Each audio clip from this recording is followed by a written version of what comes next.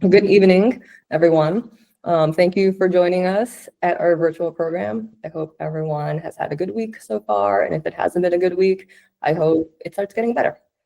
The New York Book Forum is a nonprofit, tax-exempt organization dedicated to building bridges between the entire book publishing world and the public.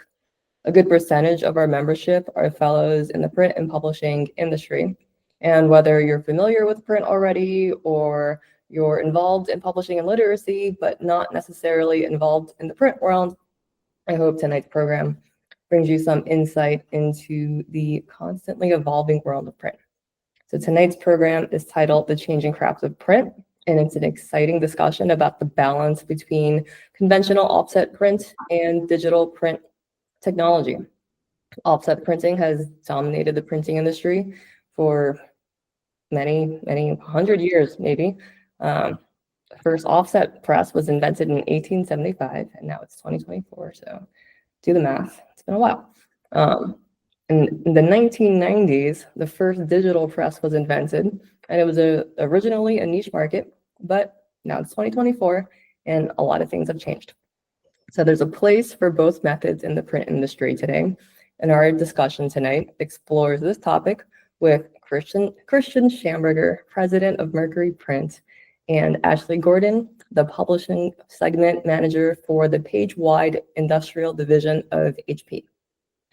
If you don't know me, my name is Irene Chan, and I am the programming chair for the New York Book Forum. It's my pleasure to bring you programs like this one on every third Wednesday of the month. Half of our programs are in person, and the other half, like this one, are virtual. I'm delighted to present you our program for November, The Changing Craft of Print. Please give us a virtual round of applause, which we can't see because we can't see you. But if you can share an emoji, we feel it in our hearts.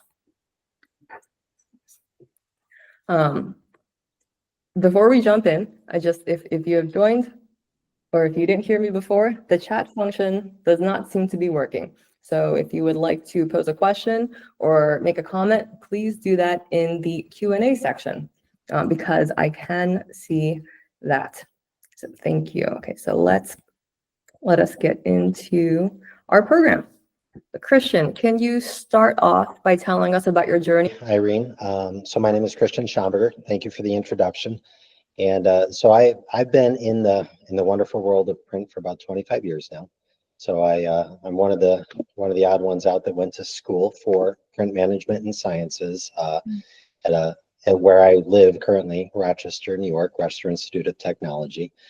And I came out, as part of that program, we had to do 2 co-ops. And one of those co-ops or internships I did was at a company called Mercury Print Productions in Rochester, New York.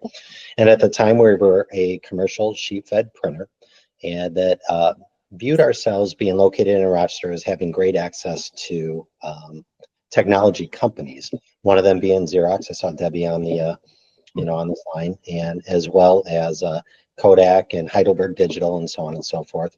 So you had mentioned back in 1990, the first digital press came out. I joined Mercury in 1997 as an intern, or 1999 as an intern. Time flies when you're having fun. And what really drew me to Mercury was we had a couple of digital presses at the time, and that was a new technology, as you mentioned. So I ended up doing a co-op, working, staying on, and providing a variety of different jobs and functions at Mercury. Starting out in customer service and working my way through the offset departments, the bindery, the digital print production rooms, and all the way to current day role is the president of Mercury. And so as I mentioned, Mercury started as a commercial sheet fed. It really actually started as a form printer back in 1969. We were unique because we were formed by our owner, Val Mannix, and she had worked at an in-house print shop for a company located in Rochester, New York. And when she was pregnant with her first child, she ended up getting fired because of it, pretty much, and ended up leaving, having her child. And when they were begging her to come back about a year or 2 later, and she said, "I won't do that, but what I will do is I'll buy all your equipment and do the printing for you." And so she ended up buying the equipment and put it in the basement of her house at the time, and thus began Mercury Print Productions. And so we specialized, as I mentioned, in forms and then commercial sheet fed, and being an early adopter of digital print technologies, we partnered with a lot of companies, and one of them was Xerox. And with that, we did the alpha test for a Xerox iGen. And before putting that iGen in, we had nothing to do with books at all. And we had Xerox would bring through a lot of potential customers and tours to show off the new technology at the time. It was an EP-based device, so toner. And one of the gentlemen that came through was from a company called LexisNexis, which was owned by Reed Elsevier Group at the time. And they were interested in looking at digital print. So they ended up seeing our operation, went out and partnered with Ashley, you weren't with HP at the time, but partnered with HP at the time to go out and try to find different printers out there that could offer some solutions for digital printing at the time. And so Mercury got thrown into that mix in terms of an RFP. And they had their 4-color digital form, as they called it, to go out and select from about 15 different printers. Lo and behold, long story short, Mercury got selected and thus entered our entry into book production and book manufacturing. And that was not quite about, it was about 20 years ago or so. And we were new to the book market. We specialize in the educational publishing space. So Mercury has web offset, commercial sheet fed, digital toner devices, web inkjet devices, sheet fed inkjet devices, wide format devices. So we really are unique in the standpoint of we have a wide range of different printing technologies. That's why I was very interested in actually participating in this, because I think the content's going to be great, and it's just great questions, because I believe both technologies, commercial sheet fed offset, web offset, as well as digital print, just have a role within the global supply chain at this point. Yeah, thank you, Christian. It definitely does. And smart woman, the one who said, yeah, she was incredible woman, just incredible. Ashley, can you tell us about your journey in printing and your history with digital printing? Sure. It's entirely different from Christian's, because I started back in the mid-90s as an editor for a literary press. We did Southern literature and civil rights history. And for several years, I worked on really important, meaningful projects, but a few of which didn't need 10,000 books at a time or 20,000 books as an initial run. They needed smaller runs and time to build their demand. So there was important work, but not always commercial work in a sense that an offset run made sense. So after doing that for a few years, I started looking for other ways to get these books to market. And I needed a means of printing 500 at a time fairly quickly. I need 500 now, and then I'll need 500 in a month. And then I'm going to go out and I'm going to build the demand. And I couldn't find that solution. So I was lucky enough to be invited to join a startup called Sprout. And this is one of the earliest print-on-demand companies. We came up about the same time as the Espresso book machine and Lightning Source. All of us at the same time, we're talking about print-on-demand. And that began my 25-year journey in bringing digital print to the publishing industry and finding new technologies and new ways of helping us as publishers to do what we do better. And so from Sprout, we partnered with Borders. And if you'd been around long enough, you would know that's the kiss of death for any startup company. Amazing bookstores, not such great business folks. And so when Sprout lost its funding in the first digital bubble, I shifted over to Lightning Source and was the person who would take you through the plant and show you the rows and rows and rows of printers and talk about how, yes, we do tens of thousands of books every day, but our average run length is 1.3, or and it's still quite remarkable today. It wasn't HP equipment then, it is HP equipment now. And so from Lightning Source, I went to another startup and ultimately did 10 years of consulting. So I worked with the National Association of College Stores, instituting their distributed and digital print project and several others, particularly marrying print and e. So as electronic online content grew, then the role of print, particularly in education, they started to shift. So there were many, many more ways of digital print to be married with electronic. And we found where, as you say, there's a role for offset and there's a role for digital. And so ultimately, I am now with HP, where I've been for 5 years, and I manage our relationships with both our print service provider customers, but also quite a lot of time with publishers, understanding what publishers need, what their strategies are for production and fulfillment, to make sure that the technology that we develop is what companies like a Mercury will need to be able to serve their customers. So I've seen it from the editor side, was briefly a publisher back when I was having the babies. I didn't buy the printer, I got the publisher. And then have sold the print and now build the machine. So I've seen it from every side of the business. That's excellent. It sounds like you both have a background in education, or like a foot in that world for sure. Christian, can you tell us, is Mercury still woman owned? So Mercury is not women owned. So Val, she ended up passing away 2 years ago. And so it moved on to her son. So John places the majority of it. The reason why she bought the press, I'm assuming. Exactly. Yep. So thank you both for telling us about your background and your story and your background in print and publishing. So Christian, can you tell us a little bit about your customer base? What portion of your customer base are large publishers, small publishers, packaging? You had mentioned education. Yeah, absolutely. So the majority of our publishing base is large publishers. So we deal with the large educational publishers such as Houghton, Mifflin Harcourt, Pearson, Savas, Curriculum McGraw-Hill. But we have started to grow that base with smaller publishers as well, because it's important for us as a company that we diversify.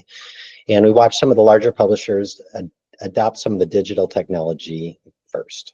And so we took that opportunity and ran with it. We do, as you mentioned, also do some packaging, and that's a up and growing area of our business. So we are a medium-sized printer. We do about $60 million in revenue on a yearly basis. So not large, but not small either. And so about 5% is about what we're doing in packaging there right now. And it's we're seeing rapid growth there, though, within that opportunity as well. Okay. You had mentioned like large were some of the first adopters to digital print. Can you tell us around what time? Do you remember that? Sure. Yeah. So that was I'd say early 2000s for us. So 2005, 2006, and that was strictly on toner-based devices. Inkjet technology was still in its. Inkjet technology has been around for a while, obviously, but in terms of the mass production, we hadn't seen the T presses out yet, or the Prosper technology, or whatever. So we had a fleet of toner devices, figuring out how to run, and it was a lot of short run products. And within the educational world, it was for a lot of adoptions, and early sampling, and so on and so forth products. Thank you. And where do you think, Ashley, I'm going to pose this one to Ashley. Ashley, where do you feel digital versus offset print fits in a large publisher's model versus maybe a smaller publisher? Well, it's interesting you asked the question of when did digital really start to take hold, and my experience was the same. It was early 2000s, and it was Cambridge University Press, and they converted hundreds, if not thousands, of titles that were deep backlist and were out of stock indefinitely, so that you might never see the book again. They converted them to print on demand, and they really drove those initial days of Lightning Source and what does it mean to have that long tail production and that print on demand service. But what's happened since is that digital production has moved its way up the tail, if you will, and It is now not just deep backlist, long tail, one at a time when someone, that one obscure reader needs that book. It can be, as we talked about, it can be an initial run on a book where you're building demand. It can be a gap print. You've ordered your offset run. It hasn't gotten in time. You needed 1,000 or 5,000 books to fulfill initial demand to make that pub date while you wait on the offset run to arrive. It can be a crash print. There was an experience when I was at Lightning that a fairly unknown politician was selected as one of the nominees' vice presidents. And there was only one book about her in publication anywhere that anybody could find. So we crash printed thousands of copies of books about Sarah Palin over a holiday weekend. And now the equivalent would be Book Talk. You've got a 5-year-old book and it's in very limited inventory, but an influencer discovers it on Book Talk and cries, and now everybody has to have it. So you crash print that book to get it out while that demand is hot, as you manage your larger fulfillment strategy. So digital short run and offset are very complementary, and whether it's a large publisher using it in all of those ways I described, or it's that smaller publisher where I used to be the editor, and it's a book that's incredibly important to us and our mission. And if we only sell 1,000, then that's okay, because this book needs to be here. So it serves both purposes, small and large publishers. You mentioned someone crying on Book Talk. Were you thinking about something specific? No, I just hear that's the latest. I think it was described as, this is the new hand selling. It used to be you literally put a book in a hand and you said you have to have this book, and now the 2024 version of hand selling is Book Talk and crying and sprayed edges, of course. Oh God, yes. I've been calling it the hottest effect of the decade. So you had mentioned that OUP, Oxford University Press, was one of the first to start converting their backlist from offset to digital. Can you tell us a little bit about what that conversion process looks like from a production standpoint? Sure. Like, is that a laborious process? Well, back then it was.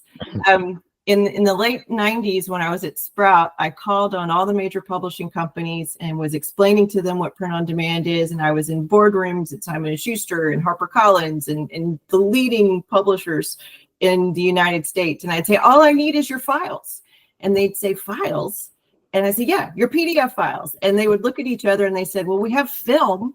And then it would be, well, maybe we have film because that printer went out of business. I'm not really sure. We might have plates. So in the early days, it was incredibly laborious. And with Cambridge, ultimately what happened was, you're taking books apart and you're OCR scanning them and then correcting them and creating digital files from physical copies.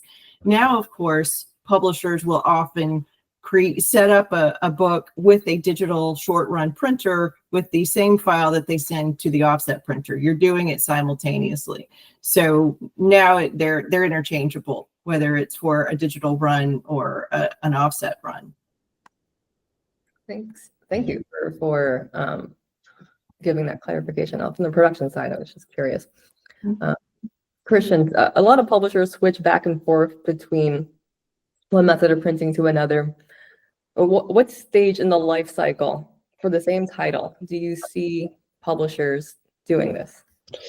So Ashley did a great job with that, and really to Ashley's point and what she said, we see it at all stages. For the most part, though, we see early on, and it's whether it's sampling, whether it's small production, whether it's just getting out there in front of the sales hands, whether it's an adoption, if it's an educational product.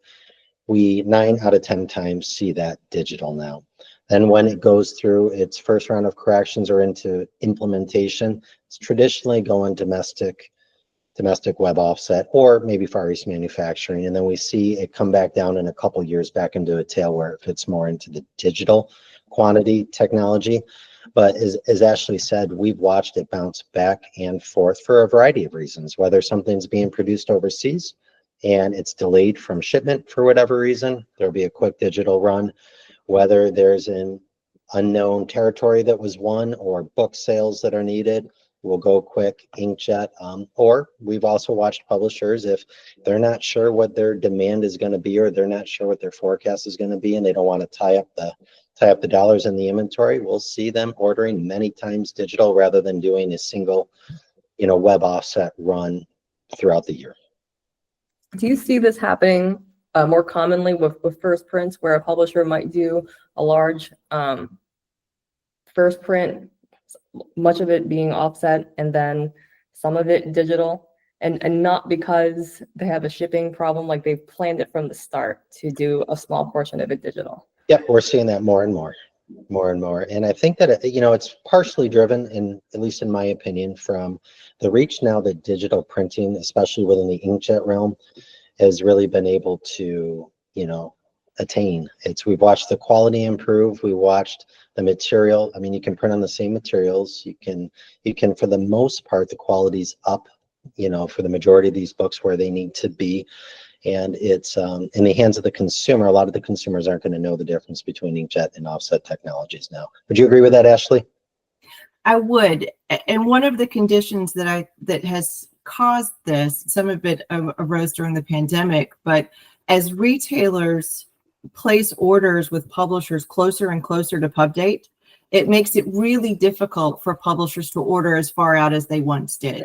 So those are that might be an instance where your initial run is a digital run, because a digital run could be 5,000, 6,000, even 10,000 units, depending on trim size and page count and what the specs are. And we always, I counsel people, if you haven't looked at a digitally produced book within the last 3 years, then you probably haven't seen what digital can do. And certainly if the last time you looked was 5 years ago, it's completely different. And in almost all cases, with the very highest color quality being the exception, it's interchangeable with litho or offset. So publishers are using it first on purpose and not just risk mitigation, like as you said.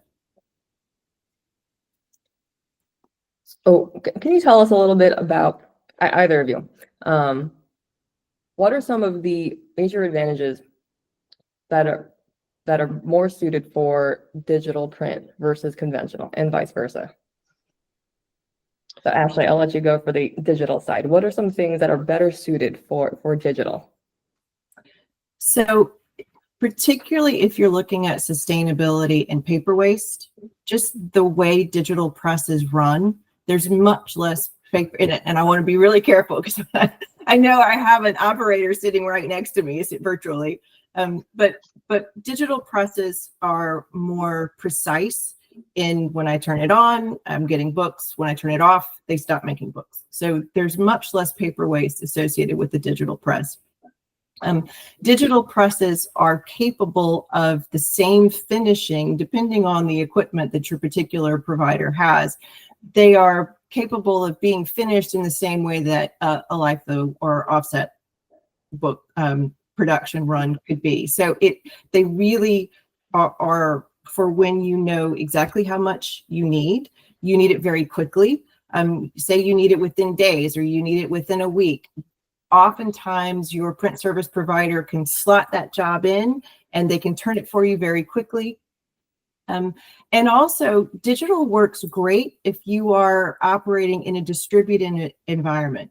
One of my favorite examples is Macmillan Education out of the UK. And they started years ago printing in market, more and more distributed in market. And they print in places as remote and tiny as Trinidad. So you can imagine it's very few copies.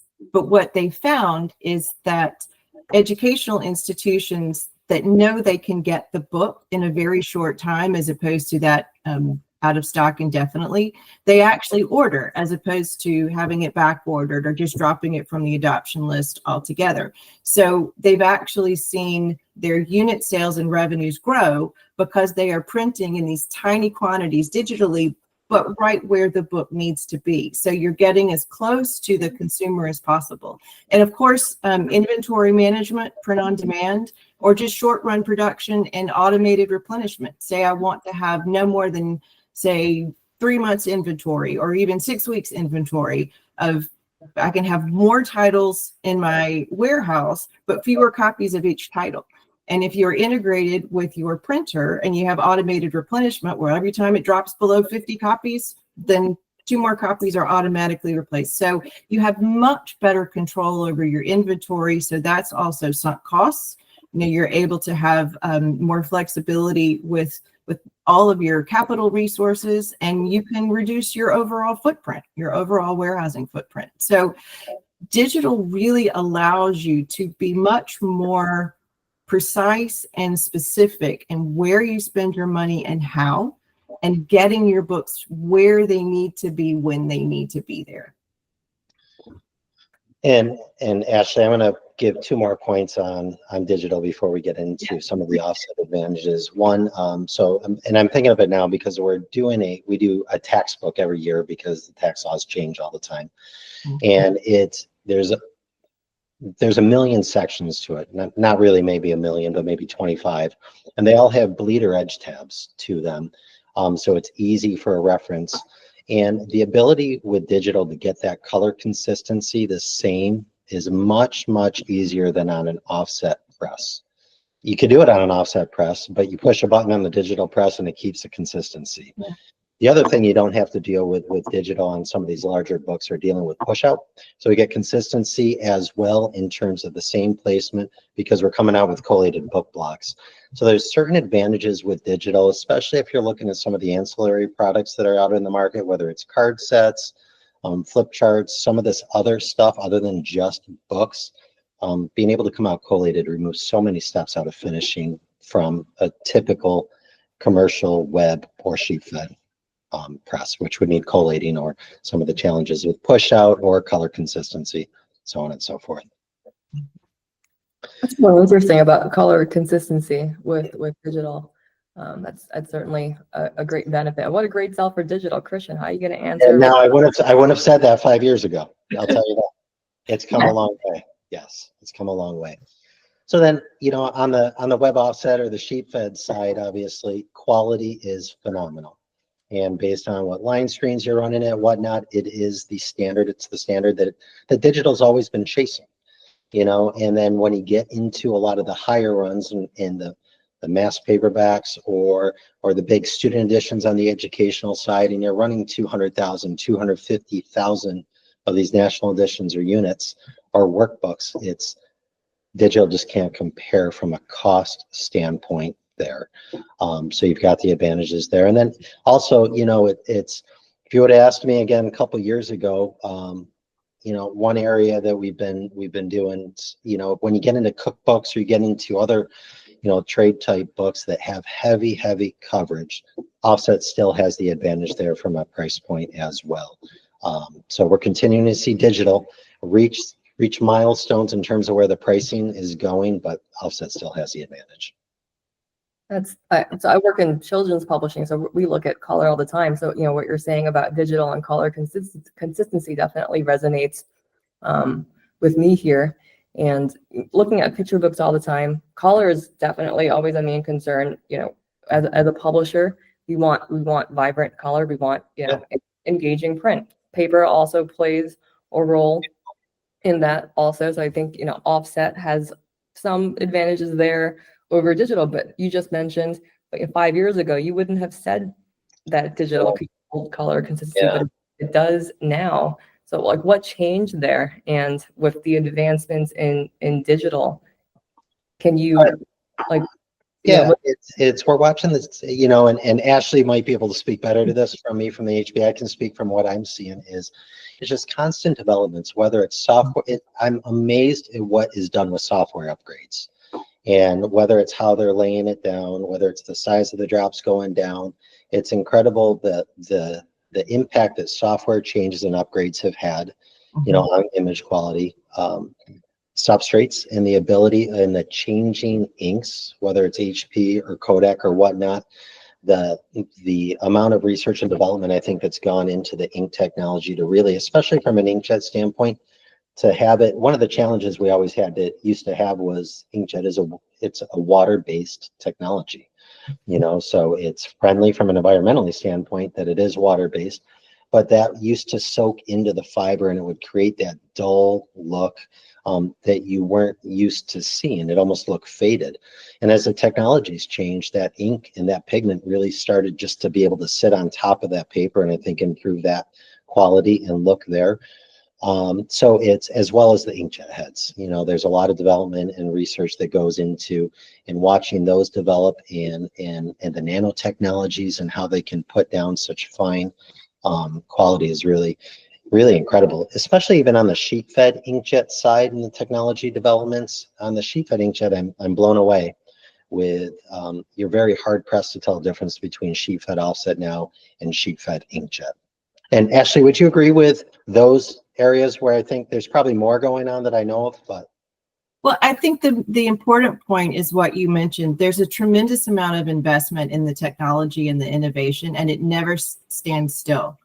And when you look at the cycle, sort of a little bit of inside baseball, but when you look at the cycle of the big trade shows for equipment, they run every 2 years or every 4 years, and there is tremendous pressure on companies to come with something new and come with something better. So whether it's ink development, and HP develops our own ink, we develop our own print heads, whether it's making the presses run faster and more consistently with less energy, making them easier to operate. This isn't really a publisher benefit, but from Christian as an operator benefit, you can hire someone and get them up to speed running a digital press much more quickly than you can a typical offset press, where it may take years to become proficient. So in a tight labor market, if I need to add capacity, I can get another digital press and have somebody running it, and I'm printing books within weeks. So the ability to upgrade these presses, it's every 2 years, I would say, is a cycle of it just got better, it just got faster. And whether it's treating the paper or developing paper that is optimized for inkjet and that water-based ink, there is science and technology and innovation on every single element of making that book. And it will just continue to be so. Those investments will continue. So whatever you see today isn't as good as what it will be in a year or two. I want to talk a little bit about the way that publishers make decisions when they decide to print offset versus digital. So a lot of publishers base their print decisions on their unit cost. So, and you have both mentioned some things that aren't necessarily captured in that, things like loss in sales. If someone's going, blowing something up on TikTok and crying over a book, if you don't pivot to capture that, then you've lost that sale. But that's not something that you're going to see reflected in a unit cost. Are there any tools that a vendor or a supplier can provide or assist that could help capture these hidden metrics? Or alternately, what kinds of questions could a customer, like a publisher, be asking to capture this? Ashley, do you want to take a shot at this first? Or I'm happy to as well. Either way. So one thing I've seen in the industry among publishers and printers is working very closely together rather than just a single job, pricing a job, looking over total volume over, say, a year. And there are these multiple titles, and ultimately by the end of the year, we expect to have X number of units, but working with that printer to say, when you have downtime, then you can do these for me, because I don't necessarily need them all today. I'll just need them over these milestones. And working with them for hybrid pricing. So whether it's an offset run or a digital run, there's hybrid or blended pricing that some print service providers are working with their publisher customers to get to.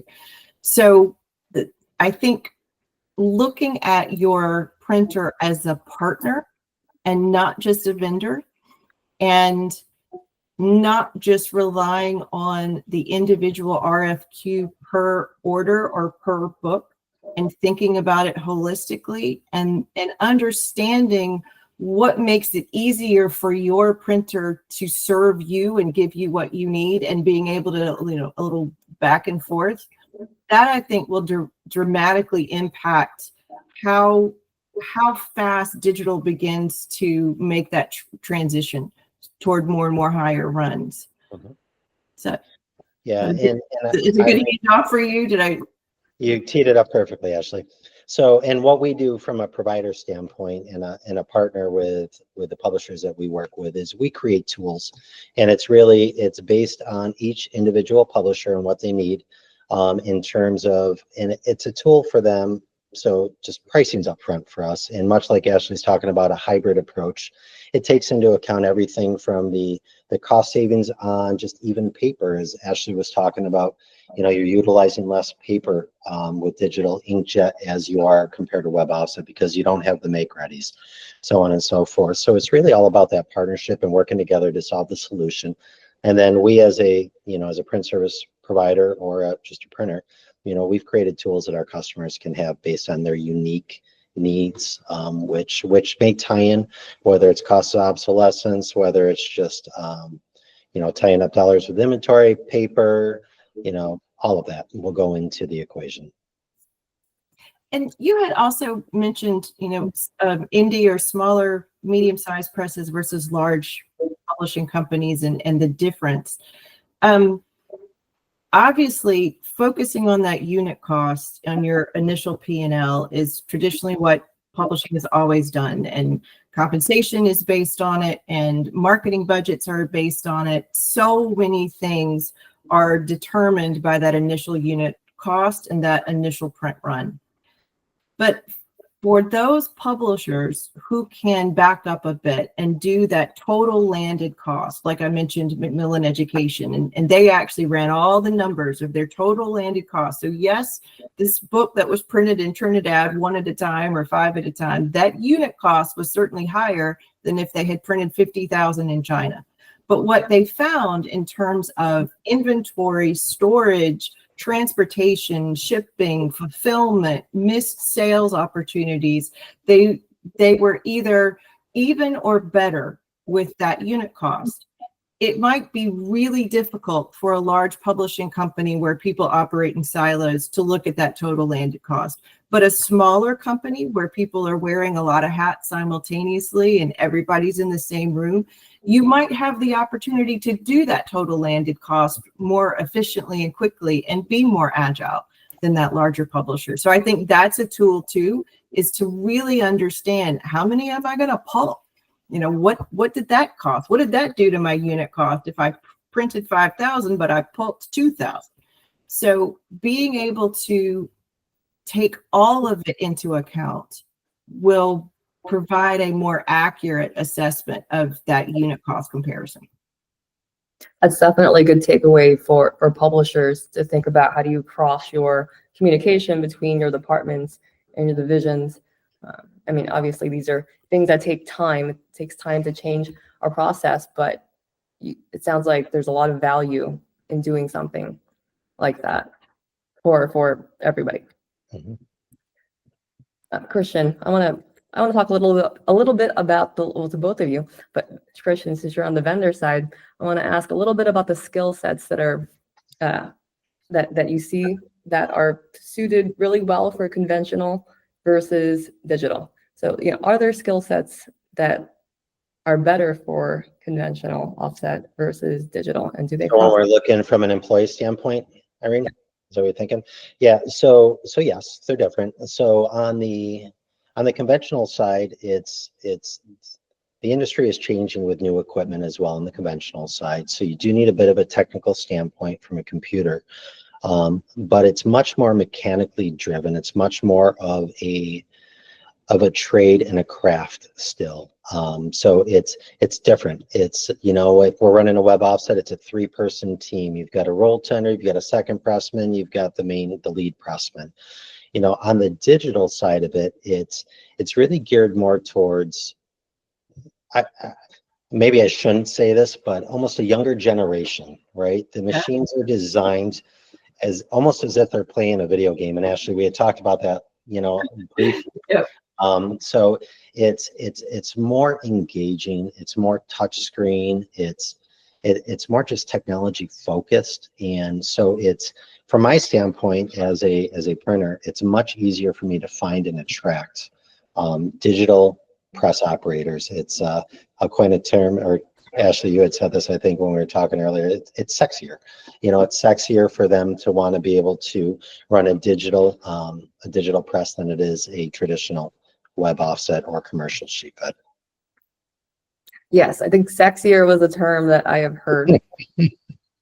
That is very, yeah. And I have, and I find offset more romantic. Exactly. Yes. It's more romantic.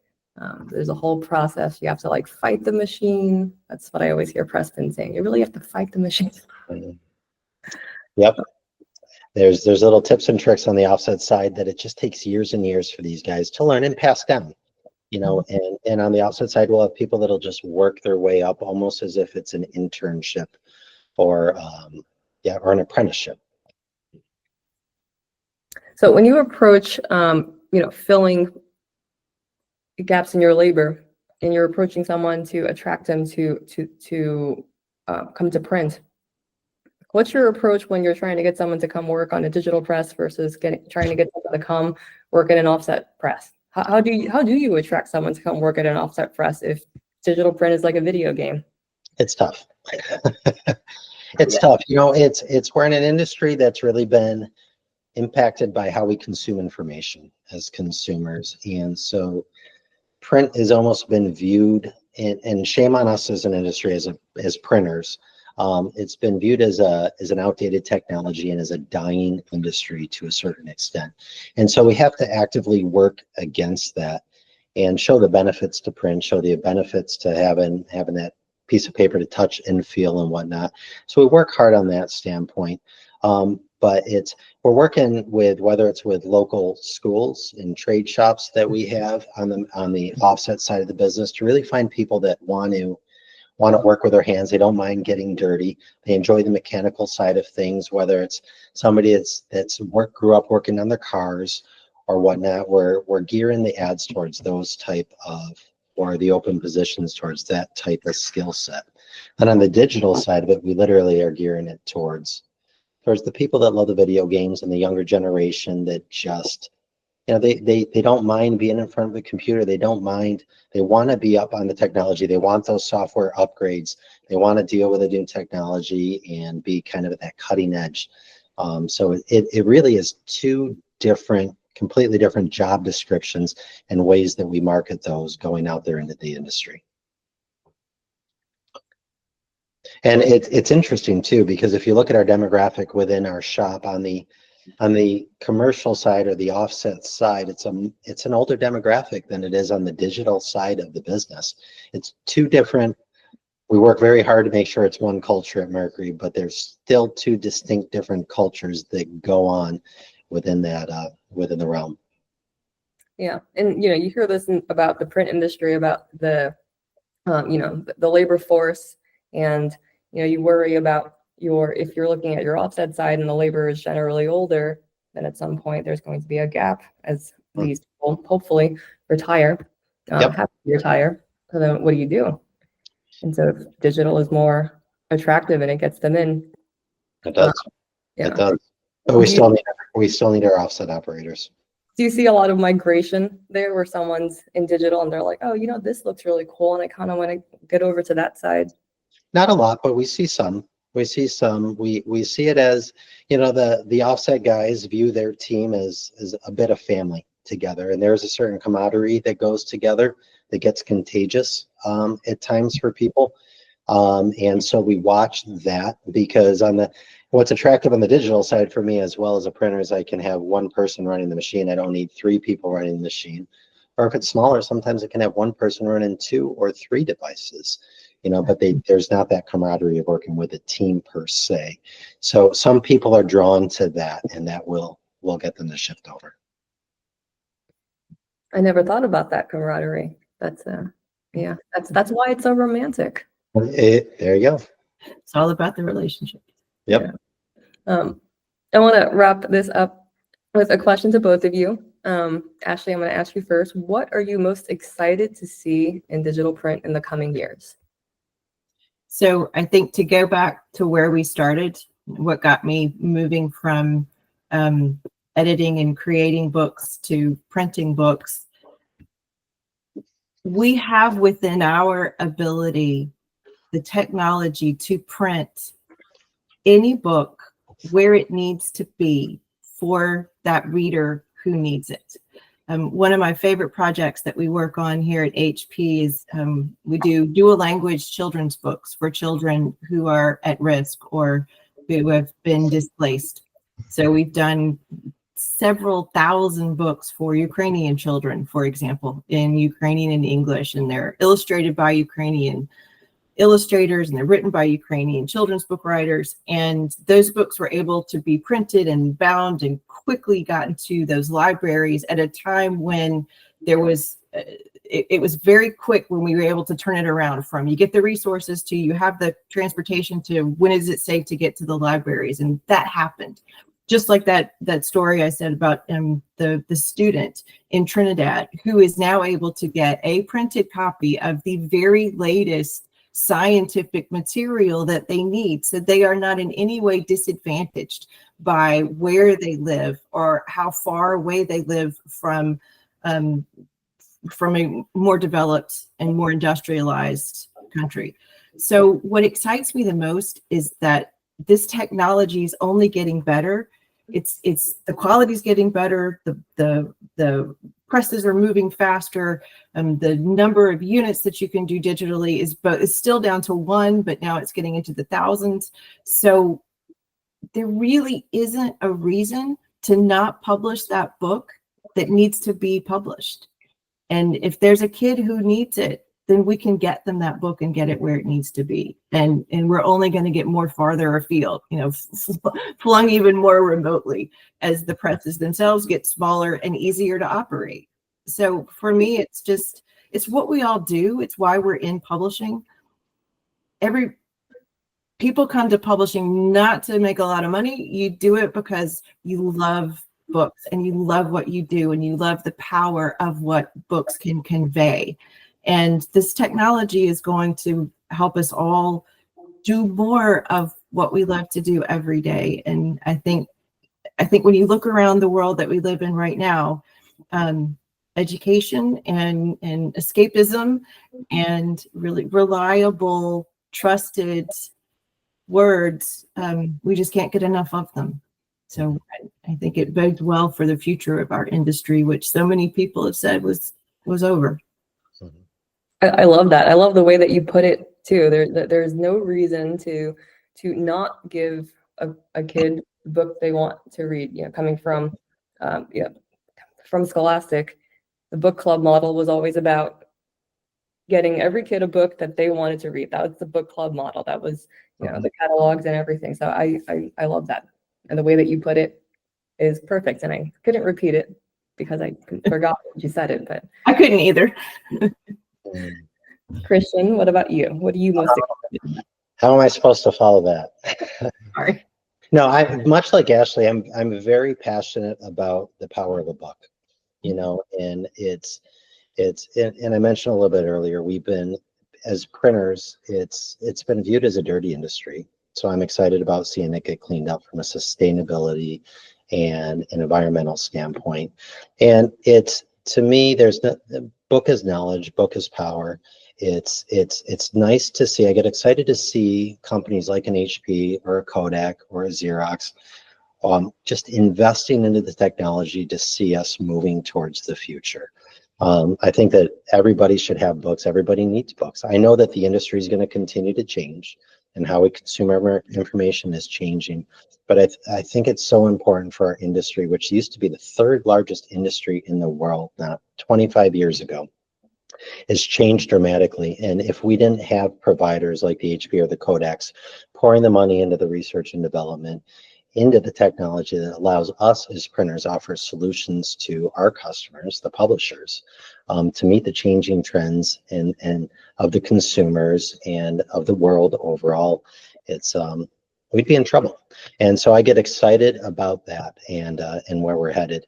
You know, Irene, I serve on BMI as a director, and then I also chair the MSST committee, which is the Manufacturer Standards and Specifications for Textbook. And as part of the committee, we've got 2 members of the Board of Educations. One's from Nevada, one's from Oregon right now, 2 publishers, and then 2 printers. It's Lakeside and Mercury, and then 2 publishers. And we were talking about at our last meeting just where is print headed. And I loved the process that Nevada's taking in terms of understanding that technology is playing a role and that it's all going to be in partnership with print. But the print is not dead, and they need print to grow from what they've seen in their test scores with their children, so on and so forth. So it was so encouraging to hear, because we were questioning what the future was going to be for the MSST committee and the NASTA spec and everything that goes along with it. So that's the type of stuff that gets me excited. That actually, so thank you. I have, so Cheryl, I see Cheryl has been asking some questions in the Q&A, and I was saving them for this. So one of her questions is, are there any limitations in digital meeting NASTA specs for educational publishing? Oh, wow. Great question. So no, and actually, Cheryl, we've ended up making some tweaks. This year was the first year, and I think the last 25 years that we made 2 modifications to the NASTA specs. So you might want to get the latest spec if you haven't heard of that, but we changed some of the paper specs to be able to include some more that allow digital to even have a bigger range in terms of the and NASTA or the MSST spec. So no, digital is fully capable and just as web offset or domestic web offset in terms of NASTA specs. Incredible. Thank you, Christian. And then the other question that we have in the Q&A, and so if anyone else has a question, feel free to put it into the Q&A. The other question that we have in there right now is, how impacted is the printing industry with ebooks as a distribution method? So I'll let either of you field that. It's really funny, when I started at Sprout, that was also when ebooks were growing and just exploding. And we ran into a lot of investors that said, why would I bother with print? Ebooks are going to take over the book consumption. And we laughed about this earlier, that it will be 50% ebooks in 5 years. And we heard that every 5 years for about 15. And they seem to have plateaued somewhere between 10 and 20, depending on the segment, depending on the region. They're growing somewhat in places in Asia, whereas in North America, they're not. Although I've seen some numbers where, particularly with downloadable audio, if you consider that a digital product, that's growing like crazy, but it seems to feed into the print. We were talking about movies and slow horses. I listened to every one of those books, but then I had to go buy it because I really wanted to own it. So digital is often a gateway, if you will, to a printed product. So the ebook seems to have plateaued and audio is growing. And then there seems to be a real, a happy symbiosis between the two. Just like digital and offset work together, ebooks and print work together. Mm-hmm. Yeah, they absolutely do. I think I've been listening to an audio book that I also have as a print book, but I also have it as an ebook. And then when I'm walking my dog, I listen to it on my audiobook, and I put it at 2.5x, which is like the fastest way to speed through. Oh, that's impressive. That's really impressive. But how amazing is it that we are now consuming literature or nonfiction or educational content in every facet of our lives, where we're driving, we're exercising, we're sitting in front of a laptop at a desk, or we're sitting on our back porch with a novel, we're sitting at the beach. It now means you can take that book with you anywhere you go. Yeah. And so we do have more than one format because we have it in more than one context. And Ashley, to your point too, one of the items that we were talking about at BMI this year is just the fact that Barnes and Nobles is opening up 50 new stores this year. Yeah. And I mean, that's just phenomenal for our industry. Right. And not only are they opening up record numbers of stores here and in the UK, they are shifting square footage away from games and puzzles and non-book items and spending more of their space, their incredibly valuable space, on books. So that's a huge sort of positive sign for this industry. I've heard of this thing where I haven't personally done it, but it's called going analog. And so, Yep. yeah. Wait, have you done that, Christian? No, but I've heard of it too. Yep. So I think that's something that's becoming more and more popular, especially if you're a young person that grew up in the digital age. Going analog there's something really attractive to that. There's something really romantic to that. That's a great way of putting it. Well, I want to thank you both for being on our panel tonight and giving us such incredible insight and coming with your passion. You're both so passionate about this and you have so much knowledge. Thank you both so much. It's honestly my pleasure to host events like this. I'm so happy that you two could join. Our next event for the New York Book Forum is the holiday party on December 11th at Prime Catch in New York. If you're in the area, please come join us. But we are happy to host programs like this. Thank you, viewers, for being here. I apologize that one more question. Any recommendation on how one can transition from publisher side to printer? Ooh. Christian, I think this one's for you. Yeah. So just send me your information. Yeah. Or you can send it to me and I can talk to you about what kind of printing you want to do. But it's really fun to get down into the weeds of how a book becomes a book. And I know lots of printers are more than welcome to have, in fact, they would beg for publishers and production managers to come and tour the plant. Please, oh, please come and watch and see how it works. So the first step would be get in a printing plant and see how it really works. And as we've already said, the labor pool is tight. So I know a whole lot of printers that are hiring. Printers are the most passionate and they love to share. I have learned the most about publishing through printers. Honestly, thank you, printers, all of you. Yeah, and thank you. Yes, and thank you for recognizing that digital and offset both have a place. Yeah. I think that's really important that you chose to do this topic as a complementary discussion and not one or the other. So kudos to the book forum for seeing the value there. So we're happy to do it. And yes, I mean, one format does not cannibalize the other. They complement. Yeah, it's complementary. Yep. All right. Thank you, everyone. All our viewers. Thank you, Christian. Thank you, Ashley. I hope everyone had a great night. This is recorded, so it will be posted at some point. So thank you, everyone. And I'm so sorry the chat didn't work so that we get your wonderful reactions. Good night, everyone. Bye. Thank you. Bye.